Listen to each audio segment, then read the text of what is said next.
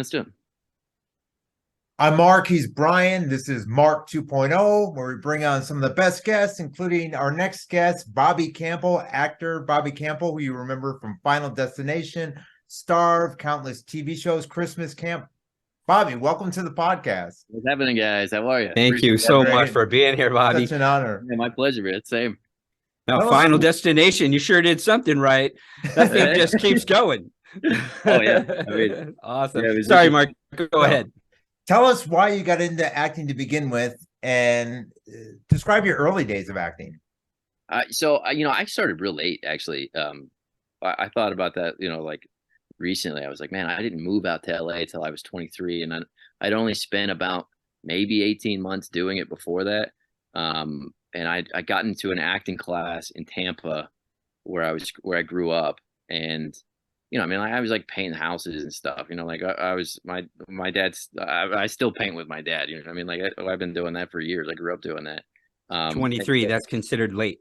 Well, I mean, compared to some, I know. Oh, we have some kids on here that'll like shock you what they've done. I mean, like, we had this one friend, this Skylar Austin, who I mean, everybody knows Skylar. He was in that's the famous singing movie. I can't remember the name of it right now, but but he's been around on TV and movies. He's done a ton of stuff. And he was rooming with a friend of ours, or a friend of mine, and the friend of mine, like, he was in soccer camp as a kid, and he'd always make this point. He was like, when I was in soccer camp as a kid, like getting ready to go to like middle school or getting ready to get into high school and play soccer, this kid's in singing and dancing and acting camp. I'm like they're doing it from such a young age that, like, it's a skill that you hone, and if like you can't just walk on to the NFL or something at 23 without ever playing football before. So it's not really any different, I think, in acting, or in any of that kind of stuff. It's such a high pressure deal that unless you really have like a thing for it, and it's like a latent talent, which I don't know if that's a real thing. Like, I think it is something that everybody has to cultivate. So that's why I say I got started a little later than I would have liked to. You would have been cool in one of those, those high schools that are specially designed for entertainment and stuff like that. Like school, like what Timothy.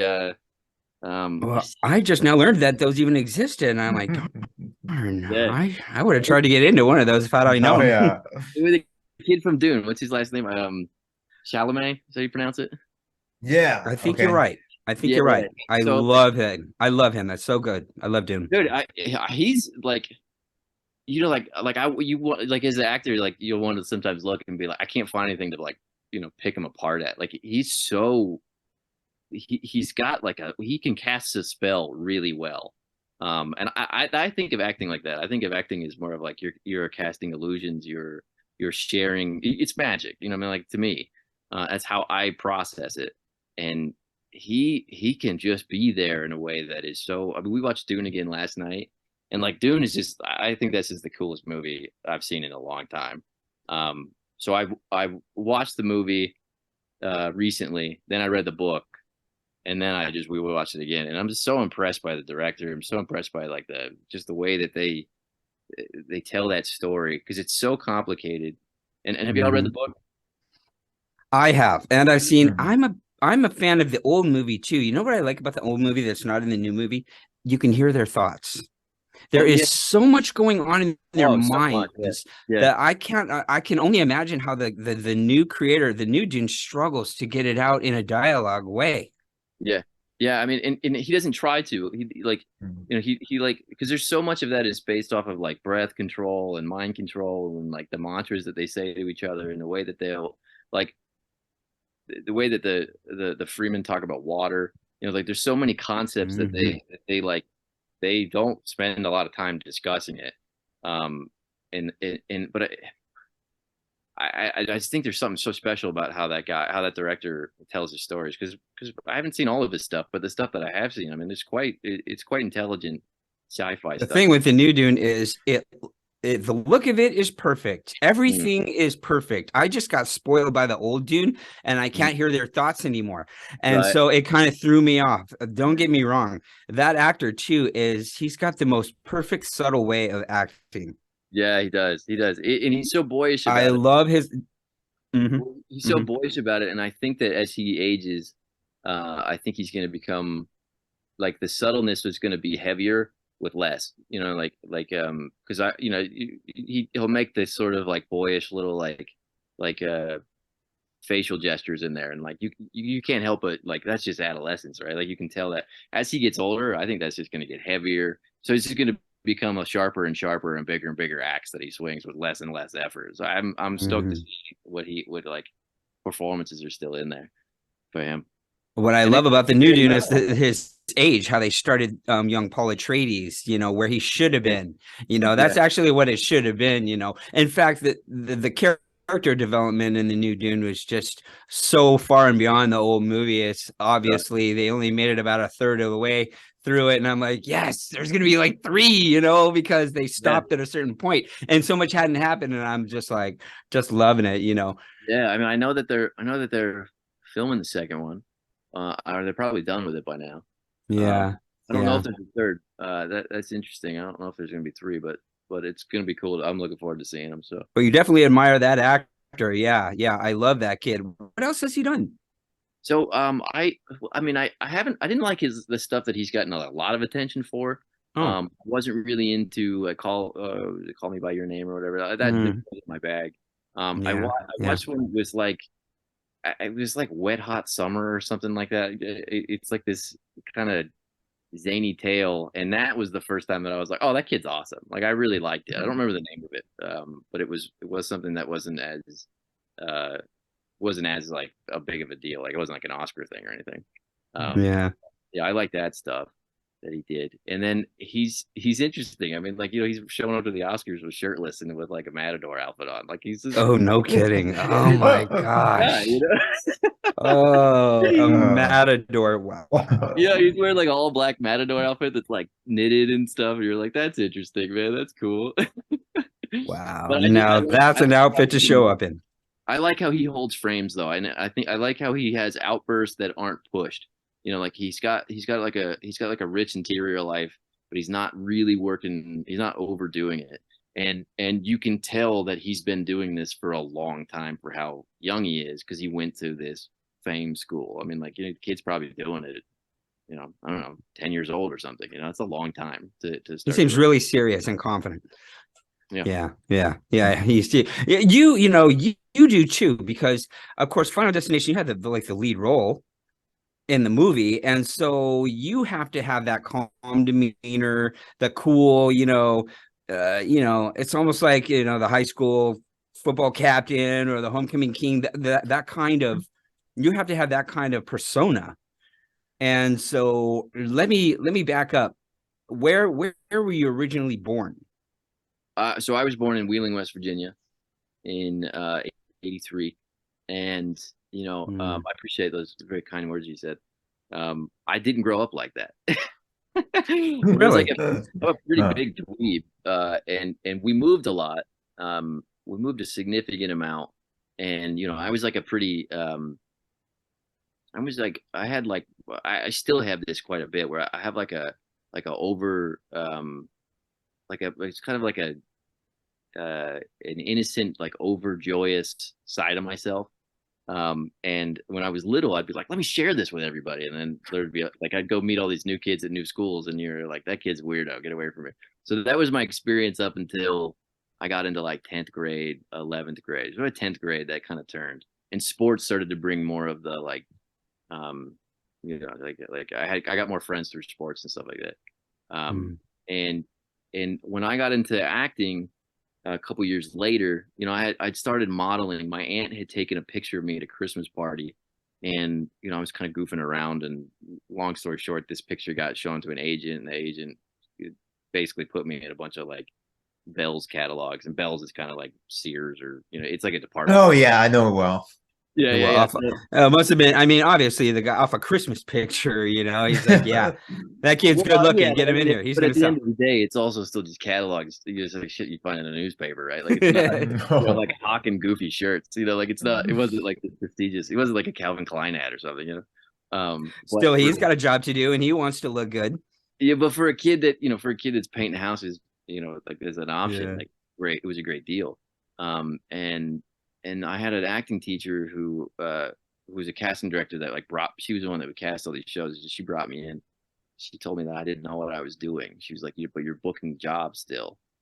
So like, why don't you come figure out what you're doing and do it a little better, and you make more money at it, and you know get going that way. And what like kind of I didn't really realize at the time, but was like beginning to unfold was you know I had a whole movie uh education that came from my grandfather. Now my Oh, grandfather um he was sort of he was really hip to like all of this stuff that was like the Al Pacinos and the De Niros and stuff, but he was looking at it from what the characters had done and been, and he was like that was the way he grew up. I mean, I was my dad and I were working on something certain kind of I'm a little I'm a lateral thinker, so I follow me as best you can. Yeah, yeah, it's cool. And so we're working on this job, and we're painting a garage a couple months ago, and he starts telling me this story about when he was younger. He was in the middle of this.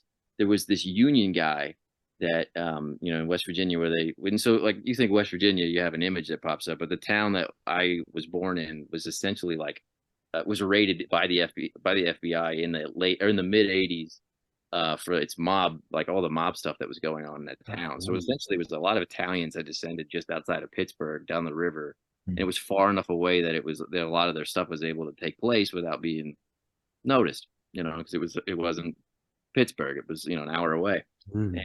and so he tells this. My dad tells me this story about how in the middle of he's just trying to make the day's wages or whatever, and there was a painting union guy that got into this fight with with like a mob boss that was trying to like press on this union that was trying to do something different than what the mob wanted. I mean, a car bomb goes off in this story. Like this is the story that my dad's telling me, and I'm like, this is just so you could go to work for like 3 4 days. And he's like, yeah, he's like, this kind of stuff would happen, and that's why the FBI came into this town and shut down this presence that was there. So I come to figure this out. I'm like, y'all are like actually living in this Scorsese film. Like this is like some stuff that you would see in Sopranos or in Casino or something. Like the way he told the story was crazy to me. Wow. And I didn't know any of this stuff till later. And it's funny. It's not like serious or dangerous or anything. That was just sort of like everyday life for how they grew up. They didn't think anything of it. And so I got educated by this guy that like really admired a lot of that stuff from so I learned about Pacino and De Niro and like all these great actors from this other perspective. So when I show up and get into these acting schools, they're like, yeah, you got to study this guy, you got to study that guy. And I'm like, yeah, I've been watching those movies since I was a little kid.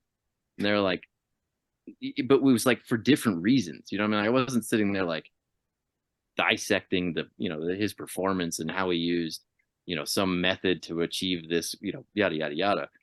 I was looking at it from the effect. I was looking at it from that way. And so a lot of what I had wanted, like what brought me into acting, was wanting to experience that and have that effect on people. So, you sort of emulate the people you look up to until you figure out how to make your own music, until you figure out what your art's actually all about. So that was sort of what got me, like there was a desire that was created, I think, as far back as my grandfather that I lived out, essentially, is how I look at it. It gets passed down through the family, and I am the result of it. Or my career was the result of his desire, right? In a lot of ways. That's how I kind of think of it anyway. Fascinating, Yeah. fascinating.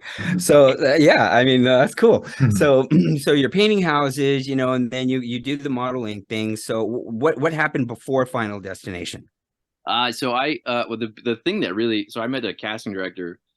She was a Disney casting director, and this ragtag acting class that I was a part of in Tampa, we would have showcases.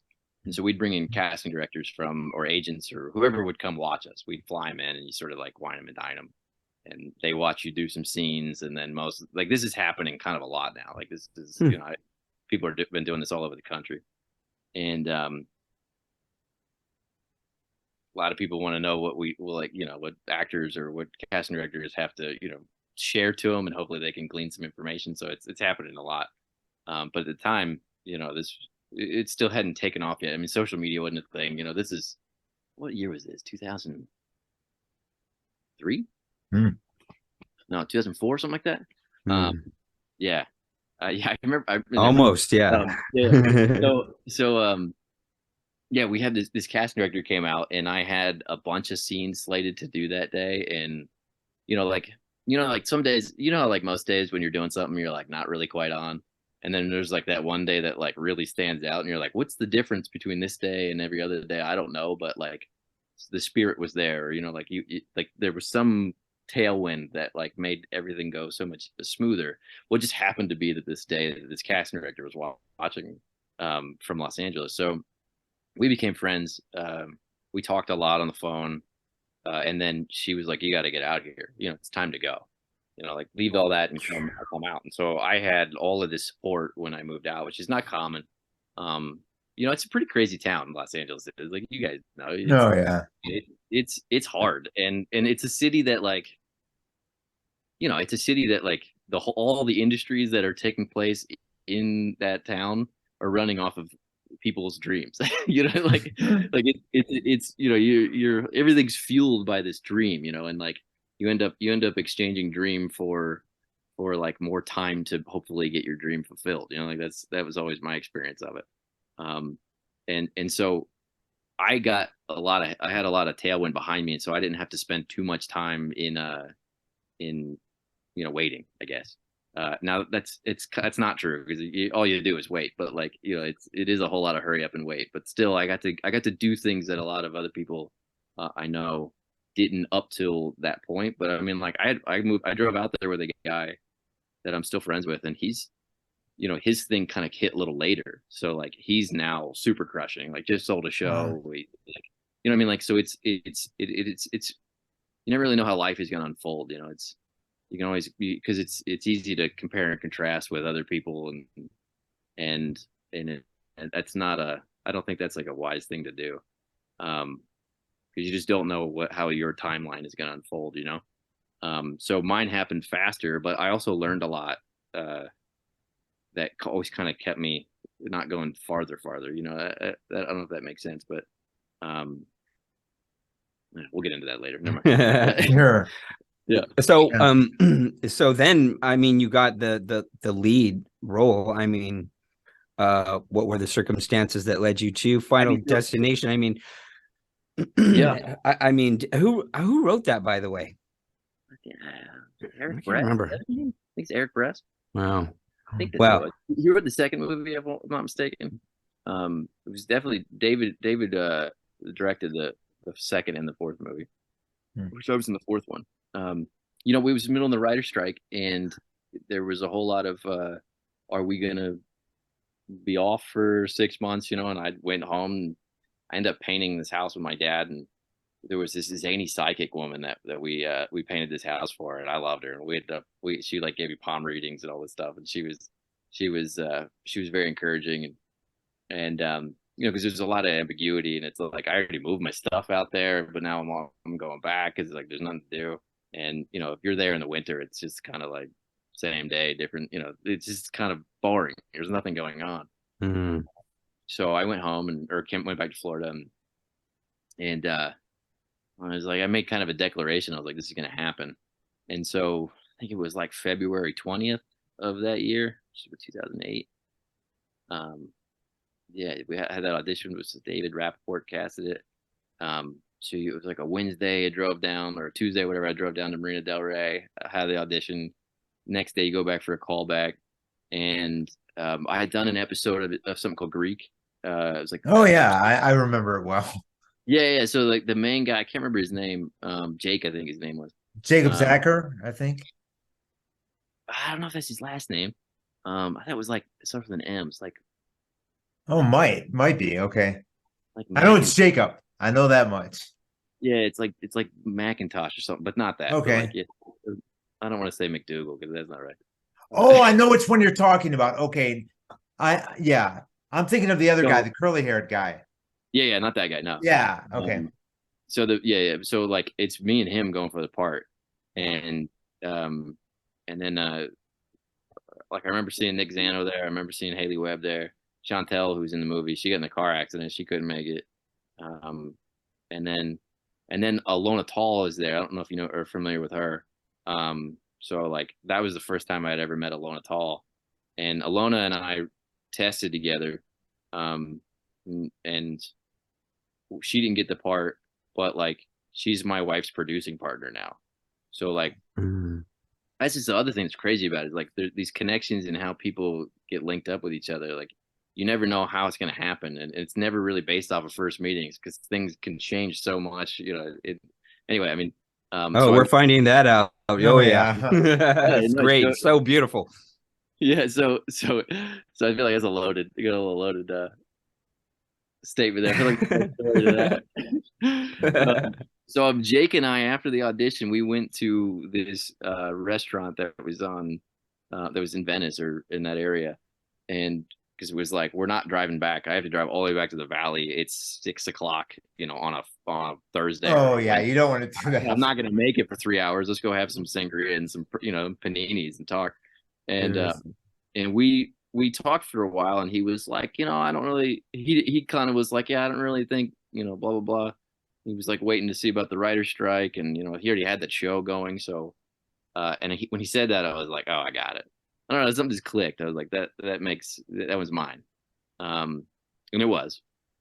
But it's funny because Jake and I have auditioned against each other like 3 times after that, and he got all the other ones. So yeah. All right, Jake. Until next time. Yeah, no, he got Murphy Brown last, which what a great show. Yeah. So that ran really short. I never even saw it. It was the remake. Yeah. It ran super short. Yeah, I don't think it hit with audiences. I think it was off. I think I think it was people were kind of sick of the politics, if you know what I mean.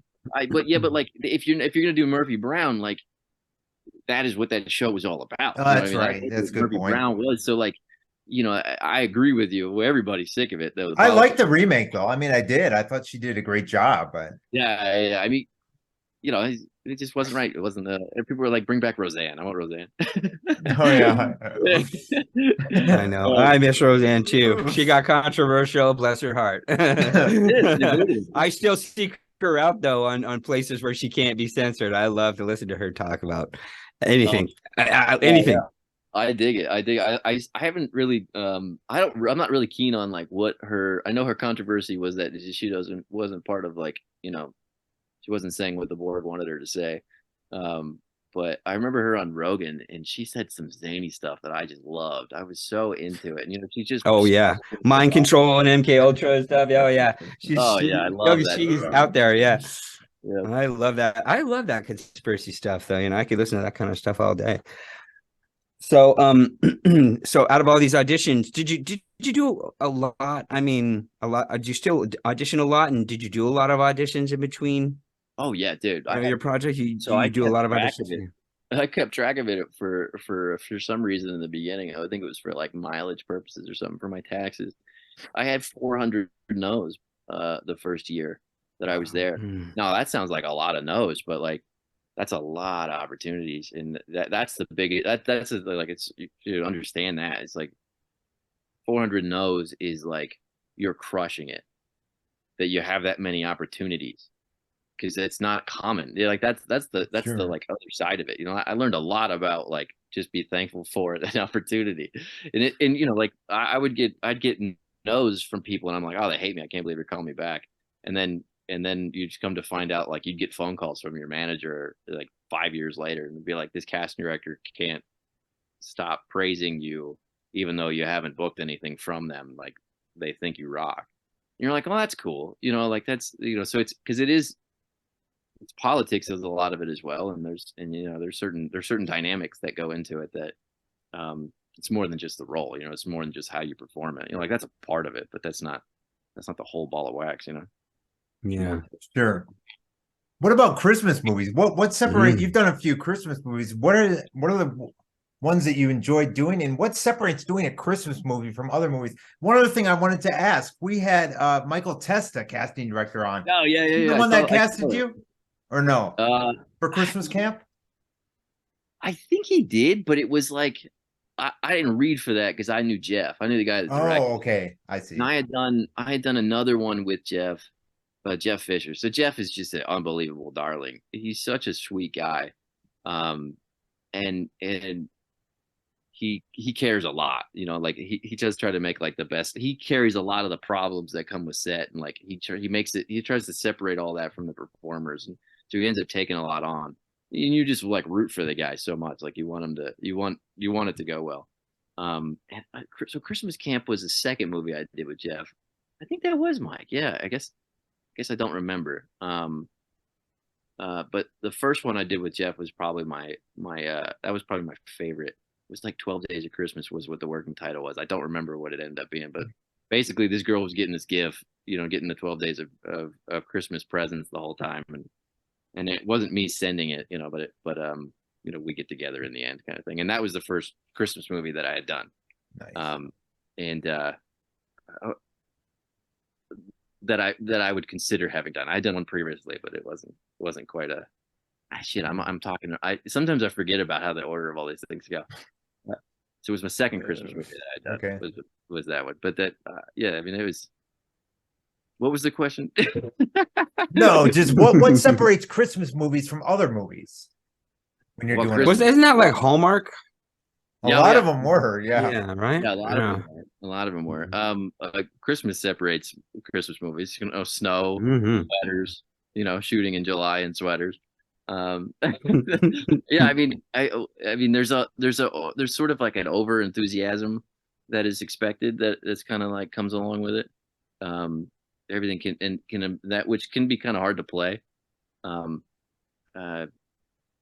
Yeah, I mean it's a I mean, whole. what's the difference between that and doing something like Starve? I mean, where that was really out there. Well, I mean, Wait, what was that? Tell them what Starve was. Star was a movie where there was a guy. What did he have, like methane poisoning or something? Yeah. This dude got trapped in like a sinkhole with his family and his anyway, they became cannibals because of this. Ooh, And now they it got sounds familiar. yeah, they got off on like creating these like battle royale like fight to the death films, and I guess they sold them on eBay or whatever. And we stumbled into me and my brother and my girlfriend stumbled into this, weird prison thing where they'd starve you and then make you fight each other and then film it. It was a very goofy movie. It was a very weird movie. It really was. I thought That so is cool. myself, No, yeah. that's actually cool No, concept so, there. so I worked quite a few times with Griff. Griff Furst is the director on that one. And we met through an old friend that I used to act with in Tampa. Knew him through however, and he was looking for a person to play my role, and so we ended up talking on the phone about it, and that's how that whole started. So I mean, once you do a movie once you do a movie like Final, you start to get a little bit of tape, and it helps you kind of grease the wheels on things that are that are based off of like, okay, what has the person done that we're hiring? Can we sell? Can we expect this much of a return off of the name, and yada yada. There's like the whole business side of it. That Wow, so you kept really busy. How many movies do you figure you've done?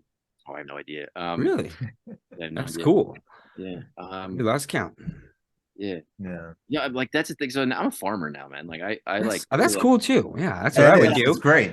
My mindset on a lot of this stuff is like I'm not. You're never out. You're like you're always like available for it. But like my mindset is on raising animals, and That's awesome. That's so great. why don't I talk to you about that? I mean, we're an entertainment thing, but so you did that, and you had a really charmed young life. I mean, you really lived everyone's dream, became even the lead actor and stuff, young, handsome, and that Final Destination, that first movie just spawned how many more movies? I lost count of those. They just kept going. How many are there? I know of one more after that. I don't know of any other ones, but yeah, I mean, there is a bunch. Bunch. I'm sure. Yeah. And so now, when was the moment that you shifted away from entertainment? So the initial moment was I was in Montreal doing Being Human. I was working on that show in 2012, And that was such a like cool period of time because I was living in Montreal is like such an awesome city to spend the summer. You know, like it's freezing up there in the winter. So these people like pack. But the summer's real nice. Yeah. Oh my God. And they like there's festivals every 8 minutes and there's fireworks so like, you know, for months on end. And like it's just you never really know what you're gonna pop up into. And when you're like on location filming, there's a you are on vacation, you know, like there's a little extra, you know, joie de vivre to life. There's a little bit more like joy to it, you know, and there's a little bit more access too because you know you're there filming something. So like people want you to come be a part of whatever's going on. And so I loved it out there. I really had an incredible time. And I had I guess I just sort of had a shift in perspective on a lot of stuff. And I wanted to start like expanding what I like. I was like, well, what is it? What is like human potential? You know, like what are we capable of on so many levels? I wanted to answer that question, and the more I asked myself that question, the more that like the world was changing in front of me in a way that I was like, I'm gonna go different directions. And so I kind of had my head down for like 4 or 5 years. You know, I was like really into like trying to answer the questions within myself and, you know, like exploring.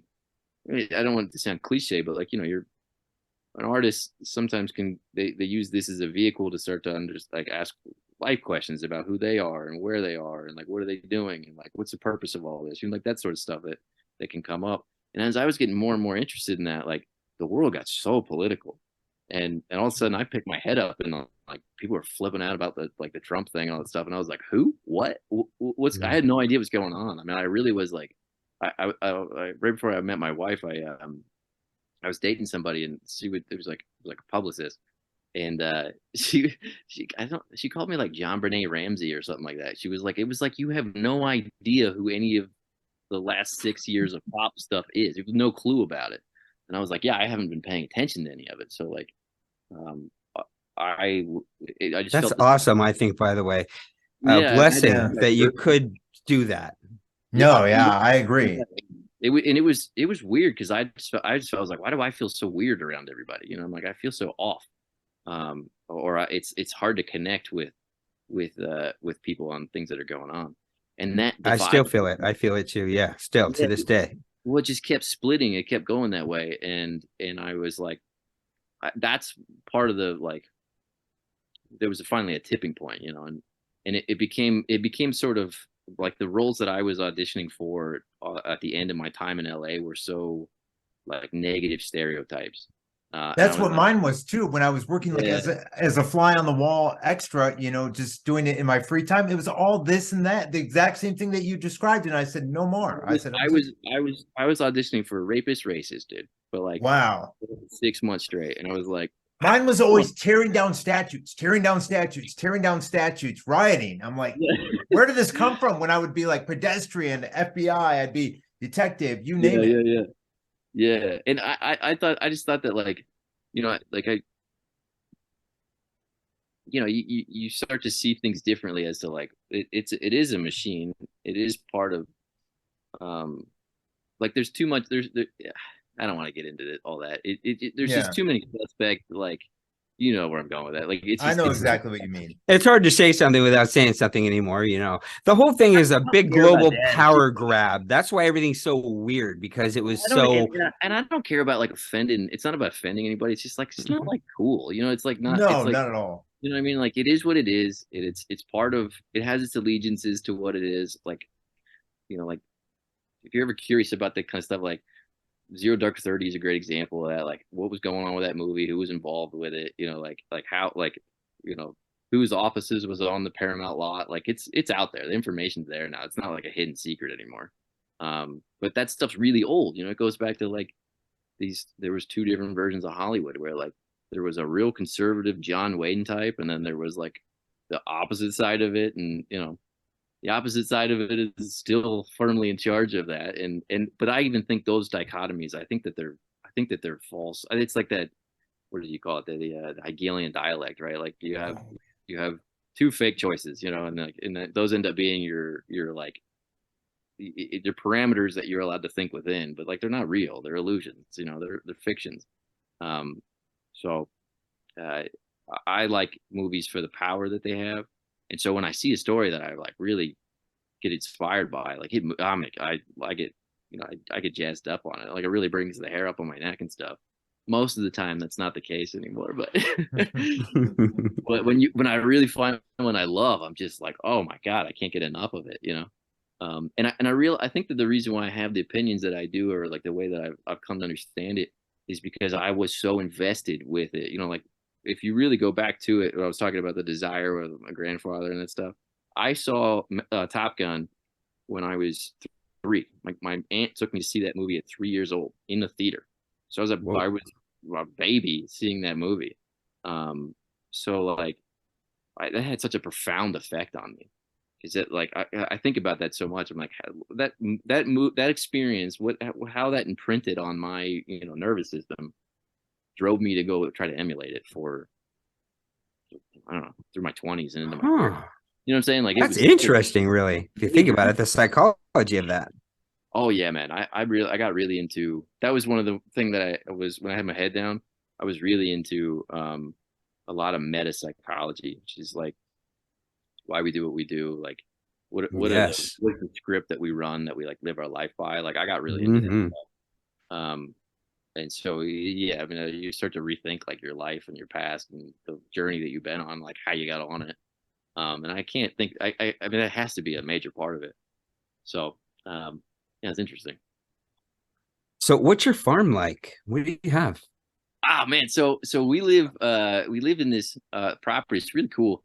Alan Jackson wrote, so he's from this town that we live in, that my wife grew up in, and he wrote Way Down Yonder about on the Chattahoochee, about this property that I live on. So like it's basically like it's on the Chattahoochee, and there's another family friend that owns this property essentially, and it's great, man. I have we have chickens, we have goats, we got a cow, we have sheep, we have rabbits. I just got my second tractor. I just realized I almost burnt the barn down with my first tractor because I had it was a whole thing with the electrical. So I'm learning about that. Yeah, found that out yesterday. It's been like a year-long mystery with this tractor. It's a '73 International Harvester Cub. It's been repainted. It's a beautiful tractor, and it might have had the wrong battery in it for a long time. And it's a miracle that we didn't light the coils on fire, because it may be a 6-volt system. It was running a 12-volt battery in it, and for some reason, every time I go into this Napa Auto Parts to buy stuff for this tractor, they send me home with the wrong stuff. And like, so I know a lot about it, but I also don't know a lot of like that stuff. Like I don't know like what the differences on all these little things are. I have like more big conceptual pictures that like are more philosophical, and then I'm trying to hone that into actual practical, like mechanical, work. And there's a little bit of a lag time still. So I'm working from big picture down, and so I make mistakes, in that process. But I'm persistent. That's the fun of it, right? I keep figuring it out. Yes, we just this was the most rewarding thing that I had go on this year, because it's been a pretty hard year of like, so for the first part of it, like I was doing what I call trauma farming. And what trauma farming is to me is like, COVID happened, whatever that is.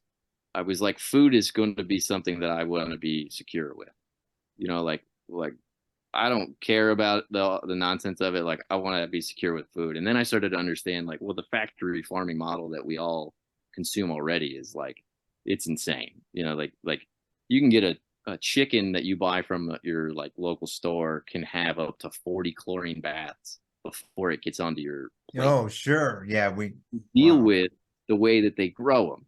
It's so crazy. It's so crazy. So like, and this is like the Purdue's or the Tyson's, like these massive conglomerate chicken, empires or whatever. And they basically, these animals are just completely mistreated.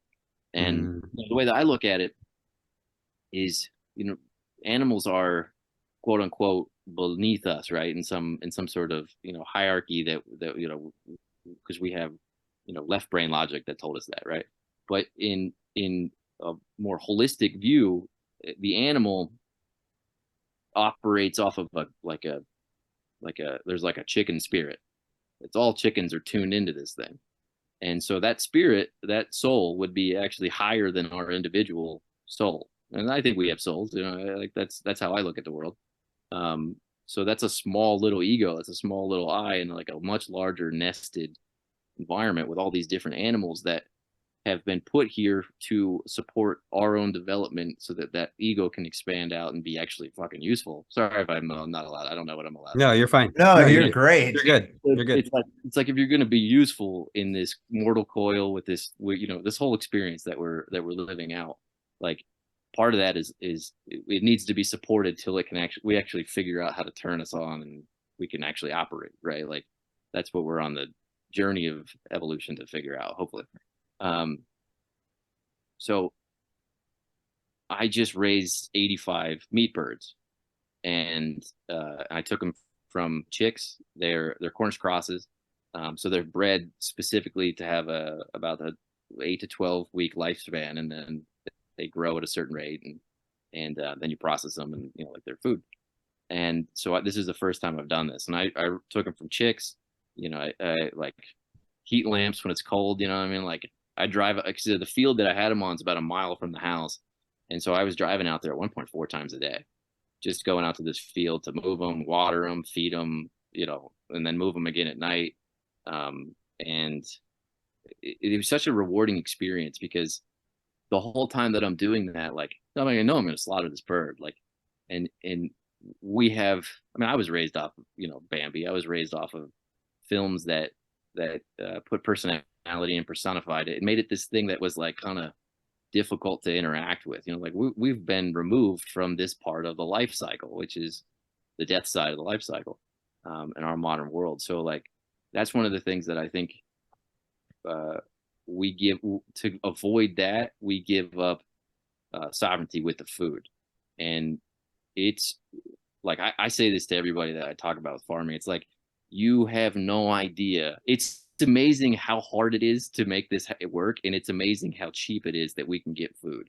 Like it might not be technically food, but like the fact that we can eat something in this country and in the first world,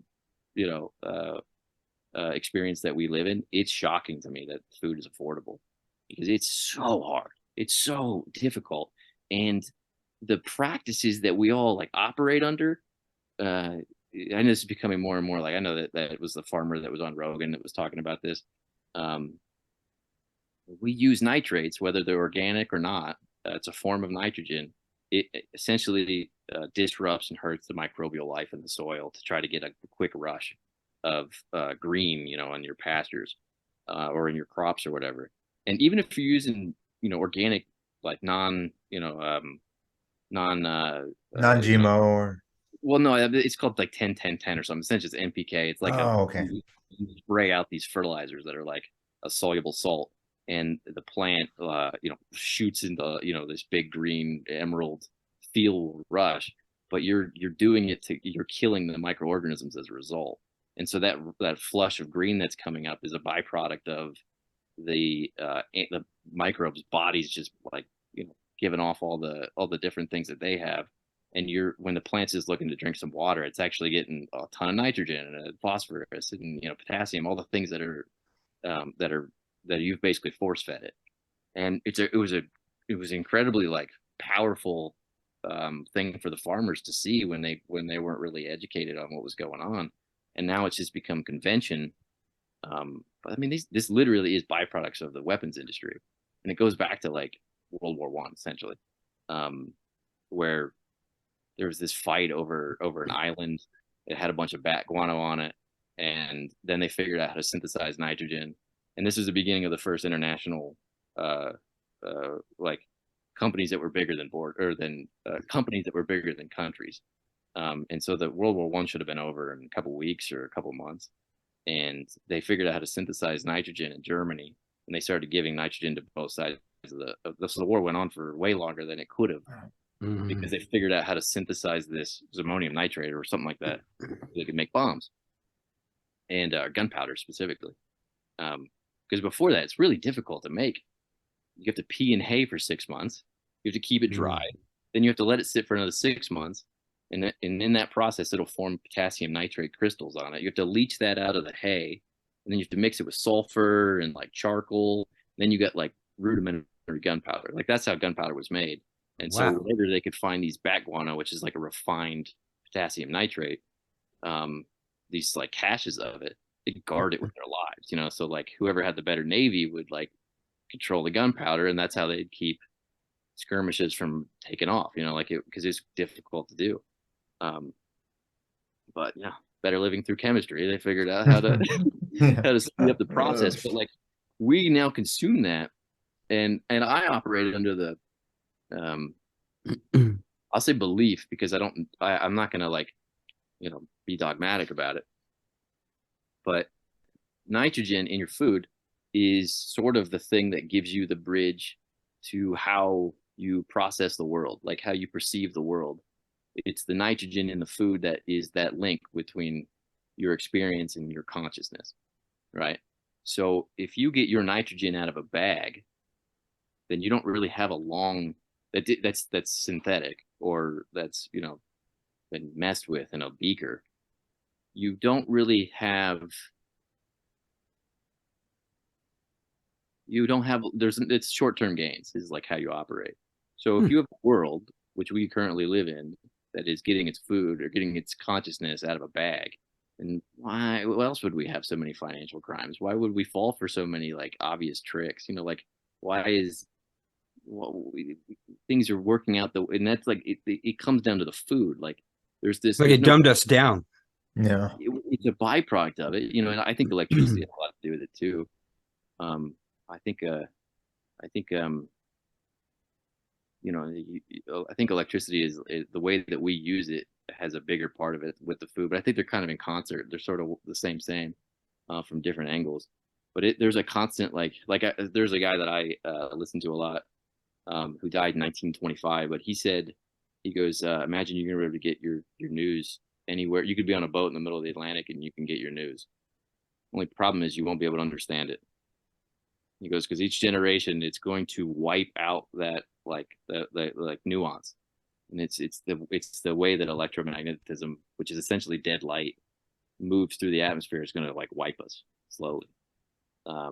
So what I'm doing on my farm is I want to start taking things back in the other direction, and I think there's a life force that can be tapped into, and so I want my animals to experience that. I want that to be like the point of what I'm doing out there, you know. It's I think it's just like one of the coolest things that anybody can do, and you can do it anywhere, man. I mean, like there's that guy, the gangster gardener, who's like he's growing apples or he's growing, you know, celery and like Yeah. old, you know, he's got drawers with dirt in it and like, Oh yeah, I got a friend doing it out here in Scottsdale. I mean, Speaking yeah, of what you're doing, yeah. yeah, it is the coolest thing, man, because like, I mean, I have a cow, and I have a wee one, and she's starting to she got the little baby dictionary or baby encyclopedia, and so she'll see the cow and the thing, and then she'll walk outside and moo at her cow, you know, and like she gets her milk from the cow, you know, she gets her milk from the goat, and I mean it's, you know, like that's not something that everybody gets to experience. Like I understand that, but like at the very least creating a relationship with a local farmer who does, I think what it's like the smart thing to do, because you know the stuff that is there at the store, it's like it's not either not living or it's not even real. Like, you know, that's the GMO thing you were talking about, like Yeah. this plastic, and unfortunately it's lettuce that's plastic. You're like, that's not right. And I think the answer is a lot of little farms, not one thing trying to feed massive amounts of people. That's why there's No, so not much at shit all. in it. It's just not feasible. It's not feasible, and like these guys, I don't blame them, dude. Like they're working their ass off trying to get things not to get destroyed, because that's what I'm saying. Like, you know, we just had that cold snap come through and it hit 7 degrees out here.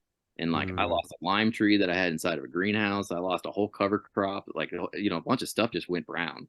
And you know, like that's just part of it. You know, like that's I have one of the guy that I talk the most with out here.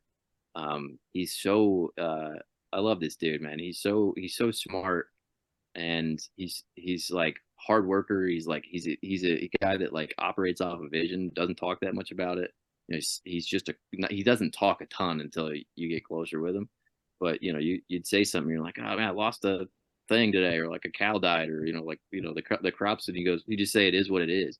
But he's not like dismissing it. Like he carries the full weight of how difficult it is because he understands that. But he's like, that is what it is. You know, like that is what life is. It's not Acceptance. Old men understand that, like me. it's so different from the like Hollywood life, which you know I'm not putting that down, but like you know that's about access, that's about like getting behind the velvet rope, that's about getting into the in crowd, you know, that's like all green lights is McConaughey, right? Like that bullshit. Like it that is, you know, it's selling a fantasy and meeting a need, and that's what sales is all about. You know, if you can meet a need and sell, and you know, meet somebody's need and meets, or no, it's expectation of fantasy, you can sell them, right? So well, I guess it's the same thing. But you get what I'm saying. Like it's you know, you sell a fantasy versus selling like a story that you can connect to with, because if you have a farmer that you really love and you share the same, you know, opinions about, you know, like how things should be grown or how things should be, you know, treated. Um, and that's not to say that it's not a dirty business. Like, you know, I process 85 chickens, you know, like it's intense, you know, and you know, there's a lot of like connecting to the chicken spirit and thanking for the nutrition and thanking for the, you know, the whole understanding of this process, and like even taking, you know, 85 entrails and making sure that that is ending up in a compost situation that's not just going to be thrown away, or you know, like you want that stuff to be recycled through the life cycle. um and that's all part of it. So I mean, like getting linked up with people that think that way, you know, and I think CSAs are the coolest thing. You guys know what those are? Mm-mm. Essentially, you fund a farm for the year, and so or 6 months, and so you buy into that farm, and it can be a small like 2 acre farm or a half-acre farm, whatever. You can grow a lot on a half-acre. So say that half-acre farm feeds 10 families or 15 families or something like that. So those 15 families take their money there instead of the grocery store, you know, and so like everybody's getting to benefit from that, and it's a small communal thing, like you said. You know, I mean, you don't need much, but it needs to be done intelligently. It's all about management. It's like 80% of the stuff that we grow in the country is all spent going to cows and and like pigs, essentially, and chickens that are in these big nasty houses. Now that's a management problem. It's not a resource problem. It's management. And then the way that they're processing it is end up polluting, and you know, all that kind of stuff that comes from runoff, and you know, being too big to handle what you have. So I think it's like get empowered and get local and get thinking about like people that have similar visions. And you know, they find value in taking care of their environment and their bodies. And you know, whatever this, I mean, you know, it's like think about like the way that like climate change has been talked about. I know this is controversial, whatever, but like cows are what gave us that 8 foot deep of topsoil. You know, we had buffalo that used to run from Mexico to Canada and back. They're like cyclically. So when we opened up land like that again, where we're running cows, or even just do it on small scale, you can sequester a ton of carbon with cows if you move them. You know, but that's the thing. It's like everybody owns the land, and it's my land, and it's my, you know, banking loan, and my, you know, $100,000 barn and track. You know, it's all this nonsense that comes from really just, you know, showing off, and not really thinking it out, that like causes the problems to back up. You know, same with like, you know, so I'm from St. Petersburg, and people are spraying so much lawn fertilizer on their to make their grass green that it's turning off the bay's current, because the bay all runs into the bay, and it's killing all the biological life and turning everything anaerobic. So the aerobic bacteria and things that live along the coastline that push that's it's being pushed by these animals, but it's getting this huge influx of this salt that's going in through the sewers basically, and just draining into the ocean, and it's killing all the bacteria. So the current's turning off, and you're like, man, for grass, for sod. Wow. Why? You know, it's like there's no value in it other than being like, what do you think about my lawn, Tim? You know, like there's no like tangible value other than like a just an ego thing, you know. So it's stupid things like that that I think we need to rethink societally. And I think the artists need to get in gear and do that, you know, because that's the one who's going to change it. Because the artists tell people what's cool. The artists show people how to be. You know, Oh scientists yeah. can tell you a bunch of stuff, and politicians can do whatever, but nobody's copying them. But we need better artists to step up and set the tone. And that's going to happen, you know, grassroots. I don't think it's going to happen as part of a machine. No, definitely grassroots. Yeah. Yeah. Our guests are on board with, excuse me, the things you're talking about. You know, having a positive. You know, we don't we get a lot of high paying actors on here. Once in a while we do. You know, you remind me a lot of, you care about those animals, even though they're being bred for ultimately for food. You care about their life, and that actually does affect the food. Actually, if you, Oh yeah. I mean, 100%. me and Mark have been involved with people that are very big in clean food and non-GMOs and stuff like that. So we Oh were yeah. kind of educated on stuff like that. But we had Brendan Wayne, John Wayne's grandson, on. Oh, cool. And Yeah. oh, Yeah. he's awesome. And he had a ranch where Temple Grandin designed how cows. She was an autistic woman, and she saw the panic in the cows and stuff, and she made this system where it calmed them down and stuff like that. And it's like, the smart farmers need to pop up.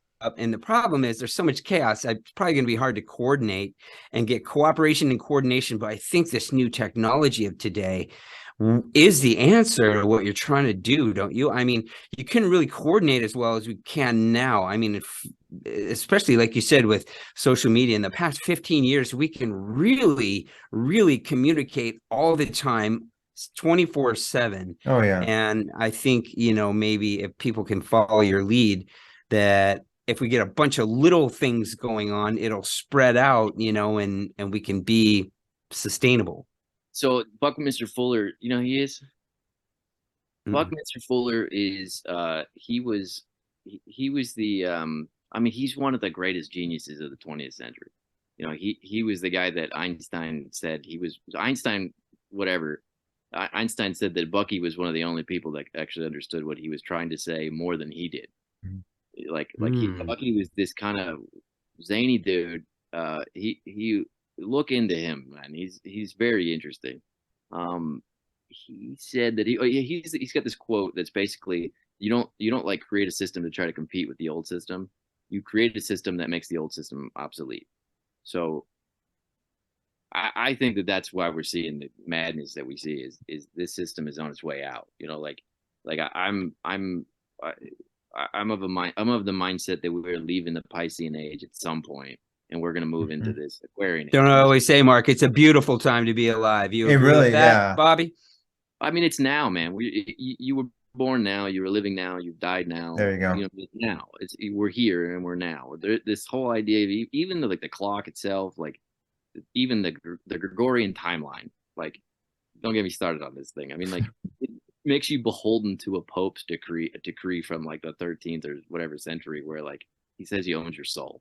You know what I mean? Like that's because we're using a timeline that is the arbitrary. It just started like 300, 400 years ago. You know, like we didn't celebrate birthdays as a species until like 150 years ago. You can like Google that, and it'll be like, yeah, this is a new thing. A couple of princes would do it, and then now we all do it. You know, I'm like, why? Like, because we keep being arrested back to infant. We're being infantilized, and that is a choice. Like we put ourselves in that position. You know, so it's because life's hard, and if you can provide conveniences or you can provide something that like satiates that, like, I don't know, the lament that life can end up putting you in, you'll give up that so I can, and I'm like, yeah, I don't want to work right now. I'm gonna play a video game. I'm gonna like, I'm gonna do something goofy that because the real thing is hard. But what I found it being out on this thing and like taking that time, and I'm not saying I'm perfect and like, every second is going to, working hard, but it's revealing itself to me in a way that like I never could imagine. And that's the coolest part about it. It's like you're there, you're in tune with the seasons, you're in tune with the day, seeing the trees and like everything growing and then going back into the earth in the winter and then coming back. Like it's that part is so fascinating to me. And it's ends up being more beautiful than the like, the video game that like, just basically someone banging a pot and pan together and like, look at me, that kind of thing. That's my big takeaway on you, bro. Yeah. You had it all. You could have gone into the lap of luxury and just kind of, just Really? did your thing, and really just kind of self-gratifying thing that everybody wants a bit, another car and a faster this Like, and I think that's pure hell, man. I mean, like Yeah, the hamster wheel, isn't it? yeah, it is. There's that Black Mirror episode that did something like that, where he just got into a bigger room. Like they had the knife and he was doing the thing on stage and everybody was like clapping. You know what I'm talking about in that Black Mirror episode? It's like one of the first ones. I heard a story recently. Now I'm not going to say names, but there was a newer actor that is like the actor, like a hot guy right now, who was meeting like, a superhero, like one of the like, mega actors.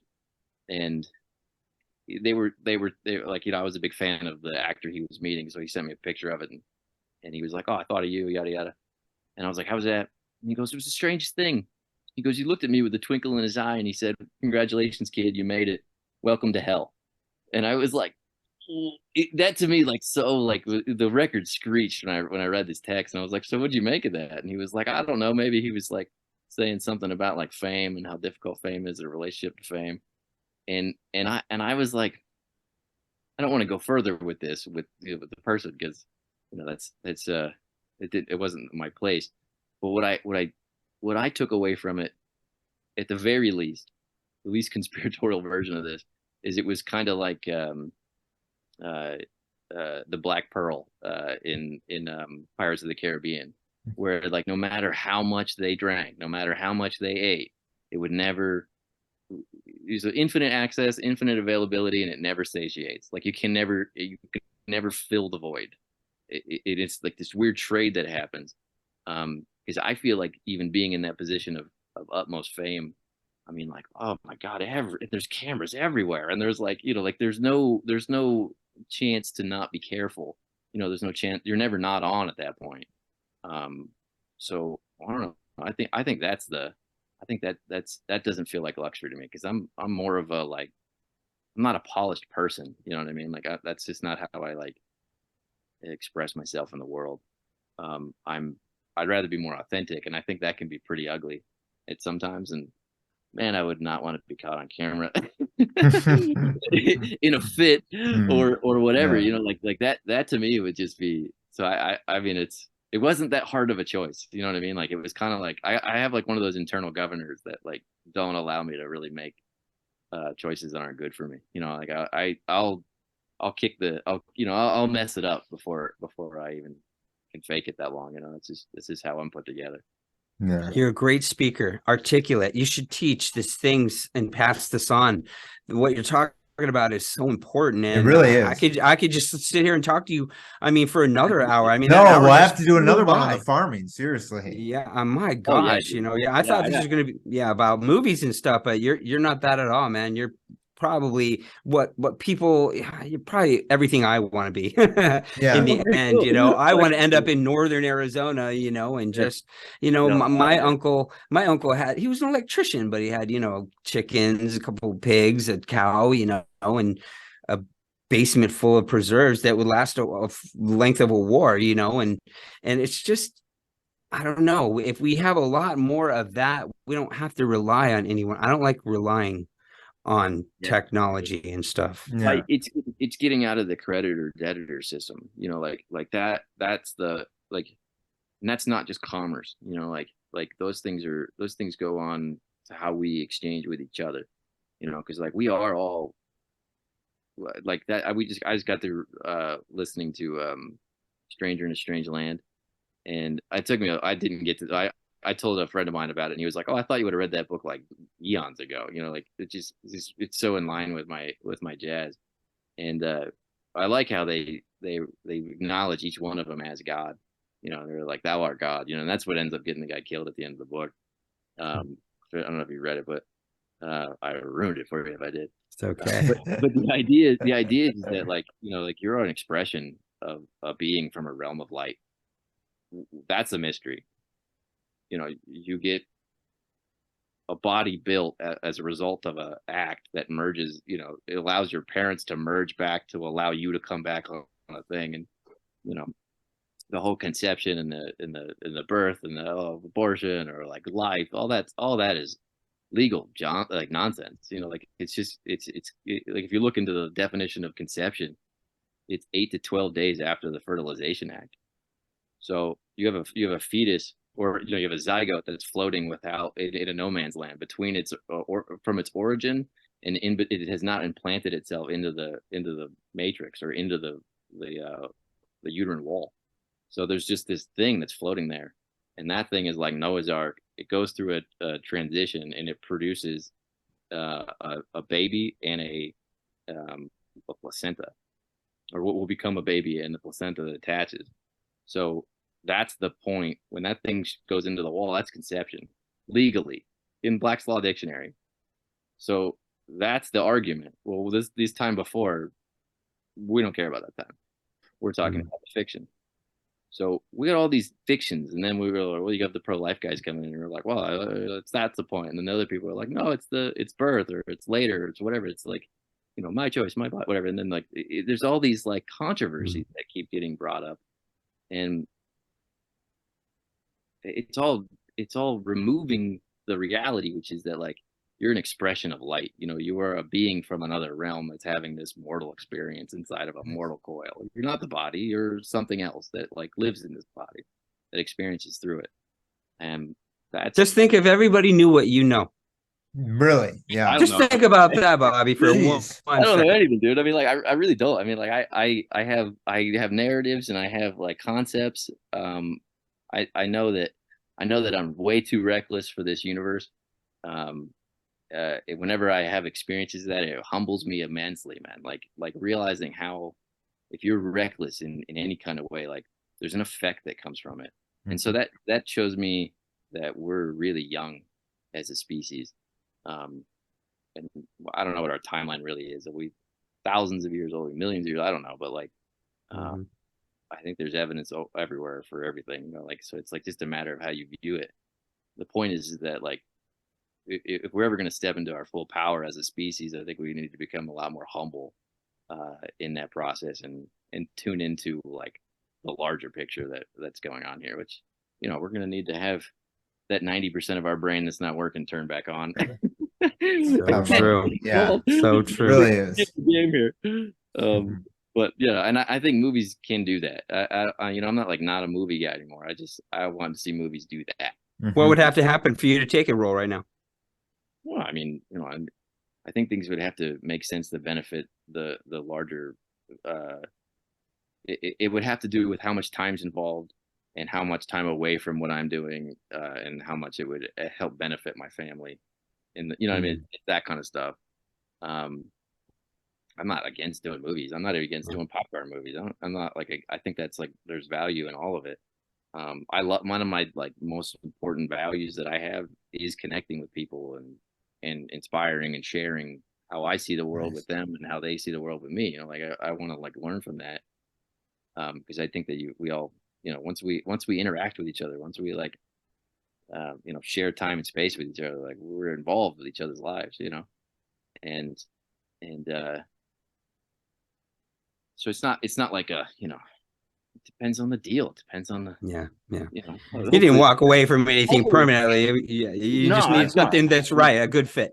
No, I mean, we have, so my wife has like I said, she's got a production team, and so Alona and Tall's on it, and Susie Abermite are the two girls that she works with, and Susie was in like Jessica Jones, and a bunch of stuff. Actually, so she's still really busy in that industry. Yeah, I mean, to this day. Oh, yeah, I mean, they're pitching something to HBO Nice. We'll see how it goes.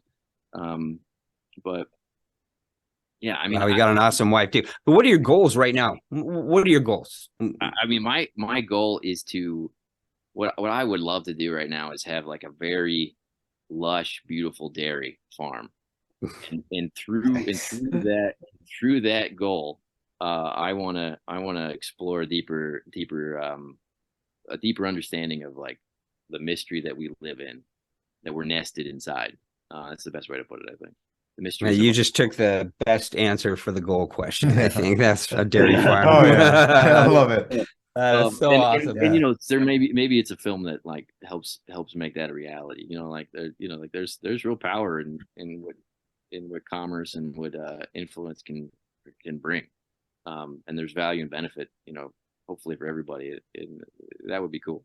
But yeah, I know it's an interesting question. I think everybody should ask themselves like, what's their goal? What's the like purpose of their life? Um, and how do I not get caught up in nonsense or like noise and stay focused on that thing? That's the trick. I mean, that's the whole thing with our daughter. We're like, let's just not make her stumble, through stupid shit that we do. Like don't add. Like we live on a river, right? So like, there's a lot of eddy currents in a river, and things get caught in that little eddy current and just get sucked down to the bottom. You get stuck there, and like I think that people have traumas or whatever that can get them not on their course and get them caught in these little goofy spins. I think you'd be a good you're a good dad and father. I mean, and husband probably because you like things to happen naturally. You don't seem to want to force things. You're all about nature and all the time. I have to calm myself down constantly. Well, that's just being a boy, I guess. Yeah. Like, can we make it, May so things will grow again? Yeah. Wow. Yeah. Well, I had a great time talking today. I could do another 2 hours with you. I know. But Seriously, we'll have to bring it back sometime. Mark, you got any more questions? No, we just want to get, you pretty much said it. You know what we're like. What did you think about being on the Mark 2.0 podcast? What was your experience like? Oh, dude, it was cool. I mean, I wasn't really sure what it was going to be like, like and that's the thing. You email someone, they don't know what it's going to be like, Yeah, so. and I like watched like a couple minutes of one of them, but I kind of just want to see what happens, and I was like, let's see how it unfolds. But like, I get to have a conversation that's like true to me, and like talk about it in this setting. Like, that's awesome, man. Like I love doing that. This is the thing that like I am excited. I love the direction it went. You're an awesome dude, yeah. and I love love what's important to you. That you took all your energy in, and you're just like researching. You must do a lot of research and reading, dude. Because dude, I don't get to read as much, but like I love the fact that I can listen to things. Sure. Okay. YouTube can be a wasteland, and the internet can be a wasteland. But like, if you can, what I'm good at is like, something will intrigue me, and then I'll find the problem with it. And that might take 50 hours of listening to something, but I'll do that in 2 days. Like I'll do it in 3 days. It's great. I don't know how I have the attention span for some of this stuff. Like I've worn out so many headphones for my because like they just go in my pocket, and then I'll have to like pull them out all the time to back it up so I can hear what I thought I heard. But I mean, I've burnt through so many audiobooks and lectures in the last 10 years, that now it's getting crazy. It's like, and I've been looking for geniuses to listen to, and there's so many that are out there, like forgotten guys that a lot of people don't know about, and you're like, man, that guy blows my mind. We are a lot of. I listen to all these guys from the old. They're dead. They're in the 50s. They're at their prime, and they just talk about everything from the quantum field to just success to I don't know, man. I just can't get enough of that stuff. Have you gotten into Walter Russell at all? I was mostly no, I don't recognize that name. What did he talk about? Walter Russell was an artist. He was a painter that he described it as like a 39-day, like he went cosmic. He had this weird trippy experience where he was like seeing through walls and shit. And he, in that 39-day period, he like redrew how like matter forms and how like all our, like he redrew, like he's got this like spiraling octave elemental chart that's so bizarre. This is what Terrence Howard's going off on, that like that real wild stuff that Terrence Howard's going off on. You know what I'm talking about? Have you heard him talk lately? You know No, the what was he hack. going off on? I know what you're talking about. So Terrence Howard, he's a Walter Russell guy, and he started. He was like, apparently he's carrying this book called The Universal One, and he would always have it on him while he was filming Empire, and he's like carrying his book around, and he's like redefine. He's like discovering or like unveiling like new geometries of like space time that he's created. Wow. He's like challenging the way the multiplication table's taught. Wow. He's claiming that he's like, got some secret. And I've been through so many people that claim they have secrets. I'm really interested in what he has to say though, because I know Walter Russell very well. Walter Russell he was, I mean, he sculpted, he was like Mark Twain's best friend. Nikola Tesla said he was like a super genius, like him and Tesla were friends. Him and Edison were friends. This guy was one of the most famous people in the world 100 years ago. And essentially now all he's got is like a weird museum in Waynesboro, Virginia, that like is some like people that like still have collected a bunch of his art and stuff. And he's this guy that's like, I mean, he claims to have discovered the one of the isotopes of hydrogen that like allows for heavy water to be made, which is like an early process in the nuclear fission. Yeah. So like he said he wrote this thing and sent it to a bunch of scientists, and then like years later or whatever, a year or whatever later, they were like like the Manhattan Project. Yeah, they like, he's saying he stole some of his shit. But he's got this series of like 3 years in a row, and starting in 52, I think, or 51, whatever. I got these like terrible audio files that I bought from like the philosophy.org, I think is what it is, whatever. Is the museum's website. And so I've listened to his stuff, and it's hard to follow, but he's not thinking in a way that like, he's thinking of a like two-way synchronous universe, and when we think, our science and our modern thinking is a one-way, entropy universe, and so everything's moving towards heat death. And he's like, everything moves to be reborn, to move again, to die, to be reborn. I mean, like, he's got this whole kind of musical cyclical version of it, and so it's at odds with our like current understanding. But there's a lot of that. Like there's so much of that. We don't have this uniform understanding in anything, except for the way that the like main narrative runs. And that's why I'm like, I can never like really put my foot like solidly on any one branch, because I'm like, it's a mystery that has Yeah. So, and everybody has a different nervous system. Everybody has a different like experience of it. Every person that watches this is going to have a different experience of it. So every event's different to the person observing it. So like the observer does change the experience as well. You know what I mean? Like it's not like, at some point, you'll be like, that's full of shit. I know why. It's because of this, but that's all up for debate. It's not. Well, that reminded me of the double slit test, where the observing the test changed the outcome of the test. And I was never the same after I saw that. I'm like, well, what? And I don't think Einstein was the same after he called it spooky science or something like that. It's spooky accident distance. Yeah. Yeah. There's that's always been the case. I mean, like, it's the way of the world, It's the way of our fascinating world. Fascinating. Well, I hope anything you do, man, you might come back and share it. And I know, especially this farm thing. We would love to have you on to talk about farming. I could even try to get my friend out here that's big into this. He has his own company. So I love that, man. Yeah, I'm super into that. I think that's just like what's important.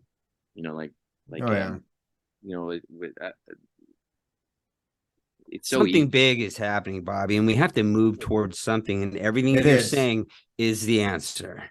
It is. So we have to move toward nature. We can have our technology. We can have it. We're not going to have to give it up or cut anybody off, but finding that balance is what you're talking about, and it's achievable. Have you heard of I will end on this one then. Have you guys heard of biogeometry? Sounds familiar. I've heard the term. Yeah. curious about this stuff. I don't know. I don't know. I don't know. There's this Egyptian architect. His name is Ibram Karim, Dr. Ibram Karim. I'm very interested in this guy. Um, he is a architect that is attempting to put forward a qualitative versus quantitative form of understanding the world, and that gets into the whole observer, subjective, objective thing that we're obsessed with, which is objectivity, and yet we always kind of gloss over the fact that we can't be objective because we're subjective beings observing this objectivity that we're projecting our own shit onto it, regardless of how hard we try. Like, there's no way to separate that, like what I observe and what I am, and the act of observing like links it. So there's no way to make it objective. It's there's angles and perspective just from looking at something. Like, you can't separate this subjectivity from it, no matter how hard you try. So he's like what he's doing to do that is that's the questionable part. I'm curious how well it works. But he's making some pretty wild claims on what he's been able to do. One of which is apparently very well documented. There was a town in Switzerland that was there was a bell tower that was put up, and it had this telecommunications radars put inside of it. Apparently, the people went nuts. They were like living in their basements and bunkers and stuff. Like, people, like, their whole self-worth, their whole like, or their whole like will to live was gone. And they were like, it's because of these towers, and if they don't get turned off, we're rioting. I mean, like, these people were about to like lose it, and like dairy cows were dying, and like just this abortion. And like in Switzerland, like, dairy is their thing. Like, it's cheese and Sure. chocolate, and like, you mess with the dairy thing, like, these people they're getting ready to riot. So he comes in there with these like shapes that he's essentially like repurposed from Egypt, from like ancient Egypt, and changed the way that the energy was like flowing out into the area. And within like days, everybody was like, hey, everything feels great. And there was a lot of like controversy that was showing up around it. People were like, that's like placebo effect. But the cows were getting better. Like, the cows were so it was beyond placebo effect, was the way that it's presented. And so I've been watching this guy on YouTube.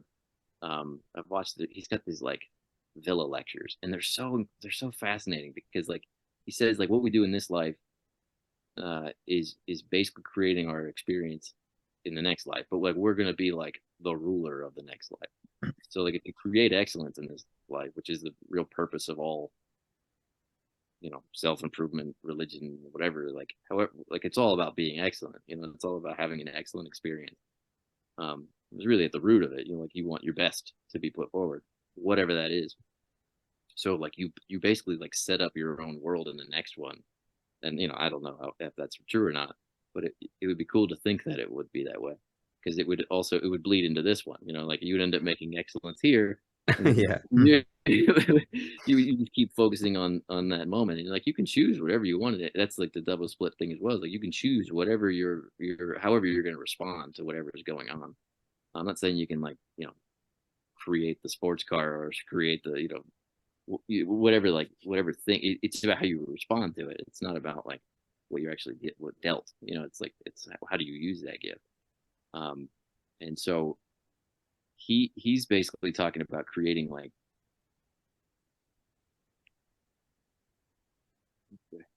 he basically is like saying, through his system, he's attempting to take whatever you would experience in a cathedral, or in like a temple, and that to be your home that you live in through architecture. And I'm like, that's cool. That's just the coolest thing I can imagine. Like, because I've been in some of these great temples and great ancient structures, and like, there's something cool in there that's kind of hard to you can't express it to somebody that hasn't been there. Like, there's just no way to share it. You have to go experience it for yourself. So if this dude's building homes, or doing something that allows that to like unfold within the home, I'm like, that's cool. I want to know more about that. So eventually, I have to write a second email to him, because I had like a little brief interaction with some of his staff a couple weeks ago. So yeah. Wow.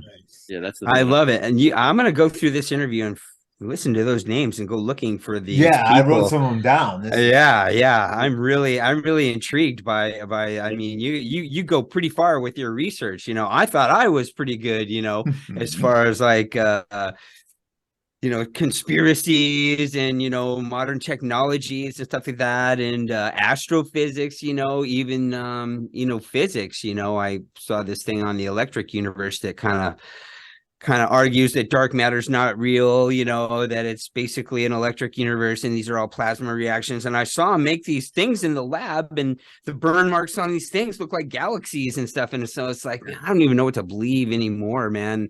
Maybe that's what it was. Maybe that's why they need so much chaos right now, Bobby, because people are getting so smart. They might actually fix things. They don't want that, do they? Yeah, I mean, it almost seems like we're not that dumb. It's intentional. Yeah, but again, it's like if you're God, you're the center point. It's your universe, and I don't mean that egotistically. It's like you're in control. So it's they can do. There's all kinds of tricks that are going to be pulled on you, but those are your best friends, my man. Like those are the things that keep you remembering the reality that you are the center of your universe. Like that was the thing that I had heard. That was the experience I had in Montreal. I had that hit me in the face like a brick. It was like a cinder block dropped on my head. It was like, you're the center of your own universe. So instead of putting my own worth into the hands of a casting director, a director, another actor I'm working with that I hope they like me so I get more scenes, because I'm just putting power outside of myself all the time. And now I'm waiting for something else that can't value me to give me the value that I'm looking. You can't do it though. You'll go crazy. Like you can't live life like that. So, and I think that's the trap with the conspiracy stuff is, yeah, it's probably real. There's definitely shit sprayed in the sky. There's definitely, I mean, the MK Ultra stuff. It's like they do it every day. Every time you watch a Super Bowl, you're watching some weird thing go on. Oh yeah, that's a given. I'm glad you get that. I love that meme from it was like 2 years ago. It's like, let me just flip to the halftime show to see what sort of, and there's kids in cages. That was a meme. Yeah. Oh yeah, I know exactly what meme you're talking about. There's like a Baphomet monster and yeah. You're like, oh, cool. Katy Perry singing and her eyes twitching. Like that stuff's all like, I don't know. I don't think she's a bot or anything, but like, there's something going on. But that thing is going on is attempting to get people to go into the game. You go into the Matrix by doing that, and in the Matrix is a fiction. It's the fiction that you tell yourself. It's the script that you run. If you run a script that's not, it's putting them. It's anything less than reality. Then you're doing. You're living. You're contributing to the distraction. You know what I'm saying? Like if it's anything less than the reality, then you're in fiction. We're in that world, and that world has its own rules. That's why I brought the thing up about the calendar earlier. It's like there's a man-made ideas, and there's terms and services and agreements in that are embedded in that calendar. They're embedded in there because the churches, and I'm not talking about like the shit at the corner that you go and like sing and have fellowship with. I'm talking about like the Roman structure that turned into what it's all canon law that runs our actual law. Those are all things. And those are. It's cool to know that stuff because now you understand that you're in the middle of exchange. Like you're in the middle of commerce when you deal with anybody in the public. And attention is the currency. Attention and belief is the currency. So like it's a real simple game when you know it like that, and you get better at it as you go. But like, it's not that scary because it's also not real. It's transient. The whole world is just a transient dream. Like it's not reality. It's the thing that we're here to. It is the video game we're playing out. Like we chose our character and we came over from somewhere else to like have experience. So like live it to the fullest, and let the rest of it figure it out. It's not your concern. Sure. I'm learning a lot from you today, man. So have I. And it's really enlightening. I'm loving it, man. And you lived your life to the fullest, And now I hope you keep sharing this stuff, man. I hope we can do another interview because if Mark doesn't stop me right now, I'm going to talk to you for another hour. I just love all this stuff, man. You're so smart. I'm down to as well, but I got to go back to the house. I'm at my house. Oh, yeah. Not the in-laws because we don't have internet at our place. So we appreciate your time, bro. You come back whenever you want. You let us know, okay? Definitely. Okay. Thanks, Bobby. Thanks. Have a good night. Take care. Take care. If you enjoyed this podcast episode, click on this playlist to watch even more. And as always, thank you so much for watching.